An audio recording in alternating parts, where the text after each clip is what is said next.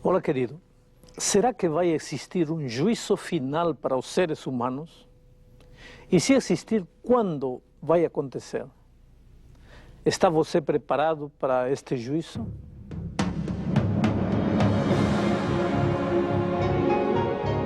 Ele permaneceu através dos tempos. O livro de Deus, a Bíblia. Indispensável em nosso mundo complexo. Está escrito, transmitindo esperança ao redor do mundo. Apresentado por Alejandro Bulhon. Hoje, o julgamento da humanidade. Eu estava em Nova York na manhã em que saiu o veredito do julgamento de Simpson. Ele estava acusado de ter matado a esposa e um amigo dela. Eu estava numa frutaria lanchonete na esquina da 216 Este com a 45.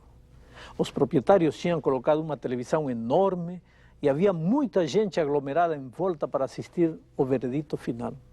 Na realidade, os Estados Unidos praticamente pararam por 2 minutos. A expectativa era generalizada e o resultado do julgamento provocou as mais variadas reações. Os pais das vítimas choravam, sentindo-se impotentes diante do veredito que declarava Simpson inocente das acusações, enquanto Simpson respirava aliviado, alegando que a justiça tinha sido feita. No livro de Apocalipse, encontramos o anúncio de outro julgamento. Desta vez, é um juízo universal e de consequências eternas. Um dia, Lúcifer disse que ele estava certo e Deus errado. Bom, o Criador deu-lhe o tempo necessário para provar a validade de suas acusações e para esclarecer qualquer dúvida na mente das criaturas. Mas, finalmente, chegou o dia em que todas as acusações e seus resultados deverão ser julgados. No capítulo 14 de Apocalipse, no verso 6, o apóstolo João nos leva a contemplar essa cena crucial do grande conflito entre o bem e o mal, dizendo o seguinte: Vi outro anjo voando pelo meio do céu, tendo um evangelho eterno para pregar aos que se assentam sobre a terra e a cada nação, e tribo, e língua, e povo. A pergunta é, quem é esse anjo e a quem simboliza? Ao longo de todo o livro do Apocalipse, são mencionados muitos anjos. Desta vez, João vê outro anjo. Este anjo, ou mensageiro, representa, segundo os comentaristas bíblicos, os servos de Deus empenhados na tarefa de proclamar o Evangelho. No Evangelho de São Marcos, capítulo 16, nos versos 14 e 15, diz que a missão de pregar o Evangelho foi dada por Jesus aos seus discípulos antes do Mestre partir. Quer dizer que hoje existe neste mundo um povo especial com uma mensagem especial para ser dada aos moradores da terra. A mensagem que estas pessoas proclamam encontra-se justamente em Apocalipse 14, verso 7. Diz assim: Temei a Deus e dai-lhe glória, pois é chegada a hora de seu juízo. Esta mensagem é de suma importância porque é o anúncio do dia do acerto de contas. Finalmente chegou a hora do julgamento. Quando o juízo terminar, todo o universo saberá, sem sombra de dúvidas, quem estava com razão: Satanás ou Cristo. Lá nos céus, há muito tempo atrás, Lúcifer acusou a Deus de ser tirano, arbitrário e cruel.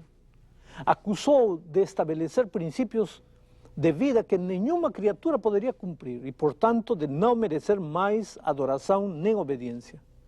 Mas agora chegou o momento do veredito final. A história encarregou-se de acumular as provas. Os livros serão abertos e o juízo começará. A Bíblia está cheia de afirmações que confirmam a existência de um juízo para a raça humana. Observe uma delas, algumas delas. Em Eclesiastés, capítulo 12, no verso 14, encontramos o seguinte: Porque Deus há de trazer a juízo todas as obras, até as que estão escondidas, quer sejam boas, quer sejam más. Veja também o que diz Atos 17, verso 31. Porquanto Deus estabeleceu um dia em que há de julgar o mundo com justiça. E finalmente mais um verso, em 2 Coríntios, capítulo 5, verso 10. A palavra de Deus diz: porque importa que todos nós compareçamos perante o tribunal de Cristo, para que cada um receba segundo o bem ou o mal que tiver feito por meio do corpo. Mas agora, querido, a grande pergunta é: quando acontece o juízo?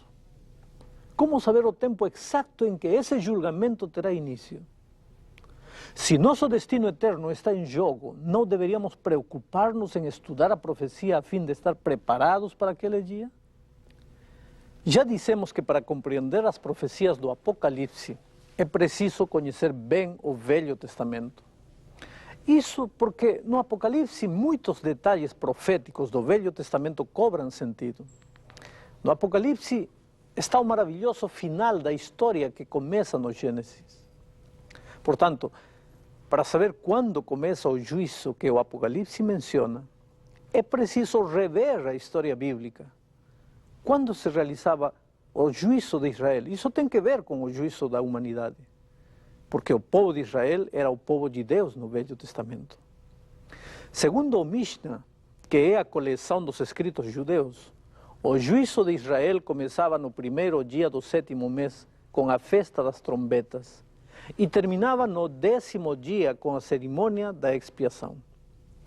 Até hoje, esse dia é denominado Yom Kippur, que significa literalmente dia do juízo. O livro de Levíticos, no capítulo 16, versículo 30, explica que nesse dia cada verdadeiro israelita renovava sua consagração a Deus e confirmava seu arrependimento, ficando assim perdoado e limpo.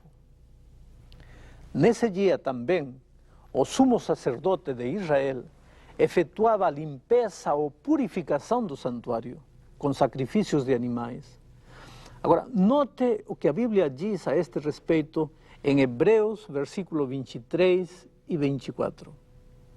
Era necessário, portanto, que as figuras das coisas que se acham nos céus se purificassem com tais sacrifícios, mas as próprias coisas celestiais com sacrifícios a eles, porque Cristo não entrou em santuário feito por mãos, figura do verdadeiro, porém no mesmo céu, para comparecer agora por nós diante de Deus.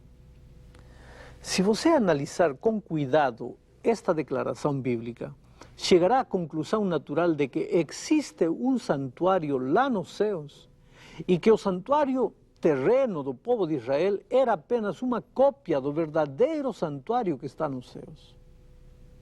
Bom, se o dia da purificação do santuário de Israel era o dia do juízo para aquele povo, está claro que o dia da purificação do santuário celestial será também o dia do juízo da humanidade. Mas quando acontecerá isto?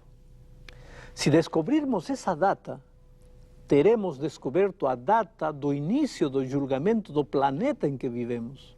Não é fascinante isto? Agora vem algo que surpreende. A Bíblia contém uma profecia quase desconhecida pela humanidade. Se você tiver uma Bíblia em casa, é só conferir.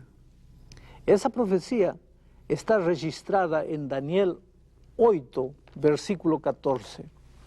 E diz assim, Daniel 8, 14, diz o seguinte: até 2300 tardes e manhãs, e o santuário será purificado.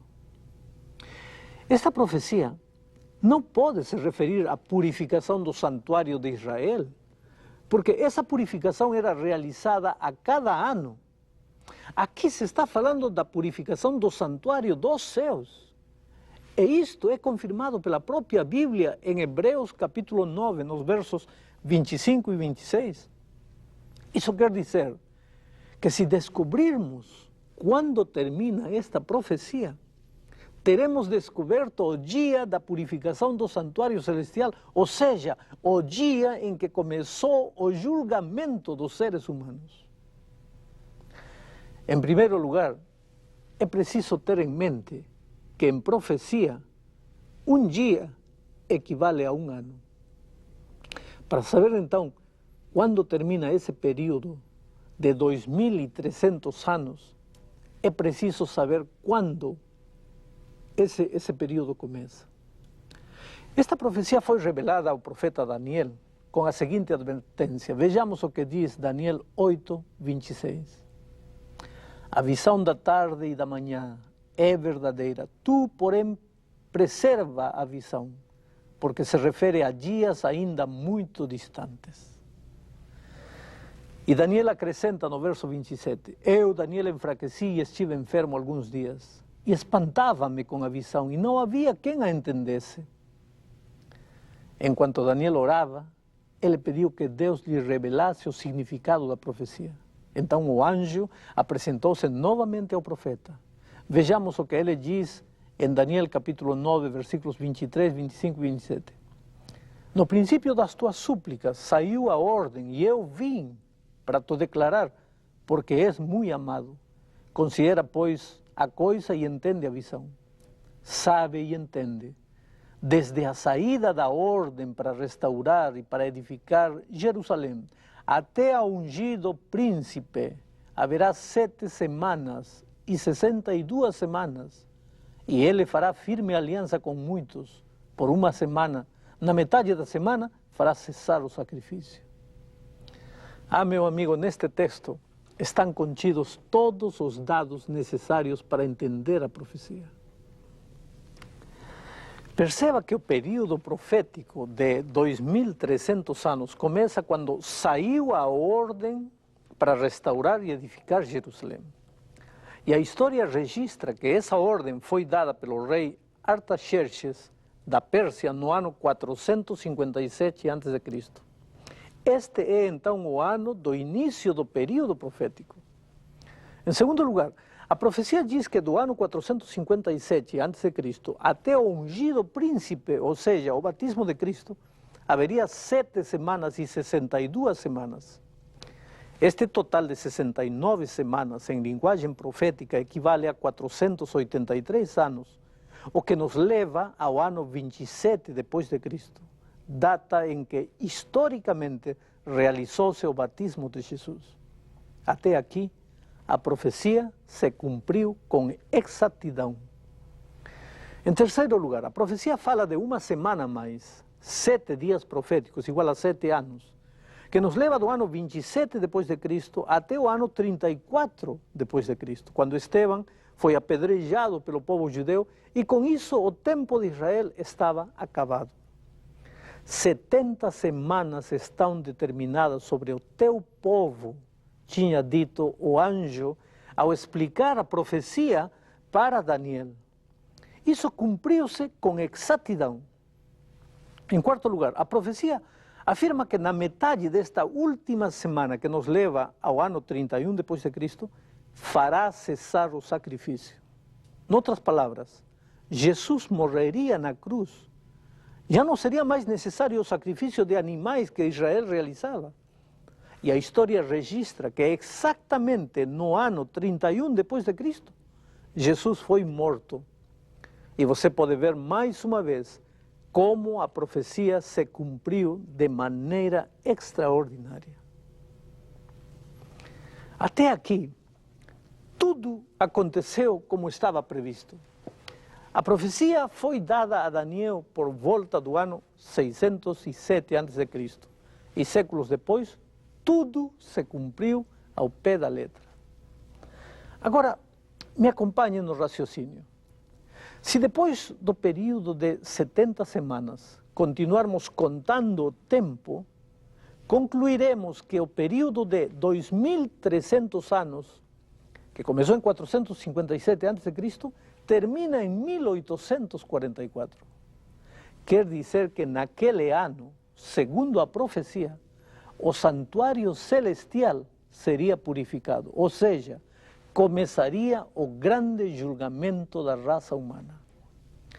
Amigo, isto é algo surpreendente e de solene significado. A humanidade não pode viver no terceiro milênio sem saber que o juízo divino já começou. Este não é um assunto para o futuro. Segundo a profecia, foi a partir de 1844 que o destino dos homens começou a ser definido. E milhões de pessoas no mundo ignoram essa verdade. Por isso, Apocalipse 14, versículos 6 e 7, declara que era necessário levantar-se um anjo, ou um povo, um mensageiro, voando pelo meio do céu, tendo um evangelho eterno para pregar aos que se assentam na terra, a cada nação e tribo e língua e povo, dizendo em grande voz, temei a Deus e dai-lhe glória, pois é chegada a hora de seu juízo. Perceba que o anjo voa. Isto é urgente. Voar significa rapidez. Não há mais tempo a perder. Perceba também que a mensagem é dada em alta voz. Isso não pode ser ignorado por mais tempo. Precisa ser apregoado em toda a terra e para todos os seres humanos. E finalmente perceba que este é o Evangelho eterno. Não é nada novo. Não é algo que foi inventado por alguém. É a história do maravilhoso amor de Deus pelos seres humanos. Infelizmente, o juízo, por algum motivo, é mal compreendido pela humanidade. Muitos confundem juízo divino com os flagelos e catástrofes que acontecerão antes da volta de Cristo e que também estão profetizados no Apocalipse. Só que aqueles flagelos são parte da sentença. Eles são resultados do juízo, não o juízo. A prisão ou pena de morte, por exemplo, não são o juízo da pessoa, são a condenação. Juízo é o processo no qual se considera o caso. Existe um juiz, um advogado, um promotor de acusação, testemunhas, provas. Agora veja como Daniel, o profeta Daniel, descreve a cena do juízo celestial em Daniel 7, versos 9 e 10. Continuei olhando até que foram postos uns tronos, e o ancião de dias se assentou. Sua veste era branca como a neve, e os cabelos da cabeça como a pura lã. Um rio de fogo manava e saía de diante dele. Milhares de milhares o serviam e miríades de miríades estavam diante dele. Assentou-se o tribunal e se abriram os livros. Note bem, aí estão o juiz e também os livros. Agora, confira como o juízo é descrito em Apocalipse 4, verso 1. Olhei, e eis não somente uma porta aberta no céu, como também a primeira voz que ouvi dizendo, sobe para aqui e te mostrarei o que deve acontecer depois destas coisas. Depois de que coisas? Depois que a porta for aberta, claro. E quando é que a porta foi aberta? Bom, no santuário de Israel, a porta que levava do lugar santo ao lugar santíssimo era aberta cada ano, no dia da expiação, que era o dia do juízo.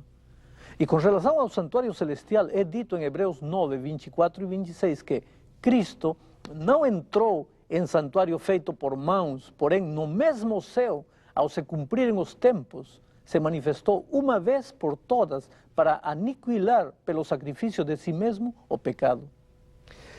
Quer dizer que em 1844, a porta entre o lugar santo e o lugar santíssimo, lá nos céus, no santuário celestial, abriu-se para que Jesus pudesse iniciar a purificação do santuário, o julgamento.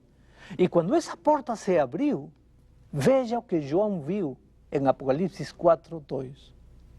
Imediatamente eu me achei em espírito e eis armado no céu um trono, e no trono alguém sentado. Depois, João descreve a cena ao longo de todo o capítulo 4 de Apocalipse.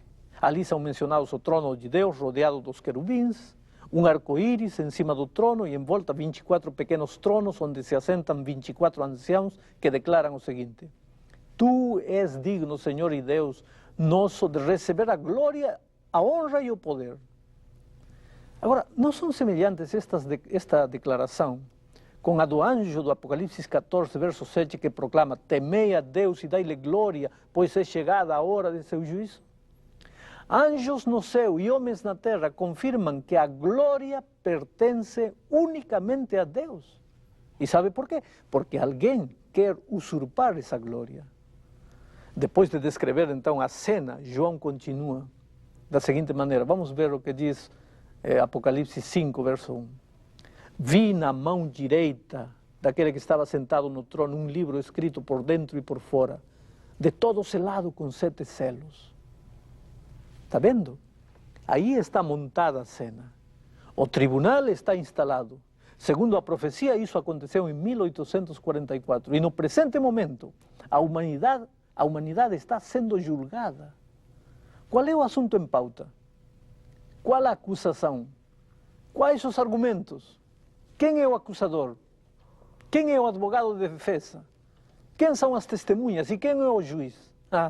A cortina vai se abrir e o conflito dos séculos vai ser desvendado. Amigo querido, não perca o próximo programa, quando vamos esclarecer este assunto. Vamos orar. Oh Pai querido, às vezes nem percebemos o momento solene que a humanidade está vivendo, mas pela Tua palavra, nestes momentos, a raça humana está sendo julgada. Cada pensamento e cada ato está sendo colocado na mesa. Oh Pai, graças a Deus que temos em Jesus, nosso grande advogado. Ele é o nosso advogado defensor. Neste momento, ajuda-nos a correr aos seus braços de amor. Em nome de Jesus. Amém.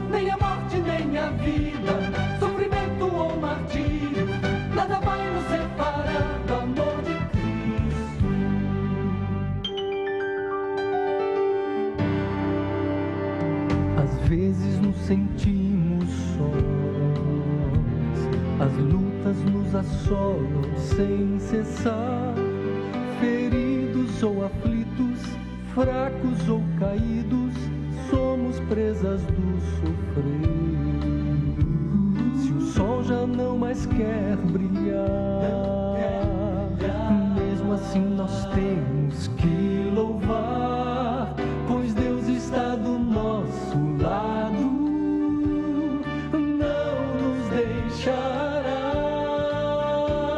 Se Deus é por nós, quem será contra nós? Ele vai à nossa frente. Se Deus é por nós, quem será contra nós? Nem a morte, nem a vida, sofrimento ou martírio, nada vai nos separar do amor de Cristo.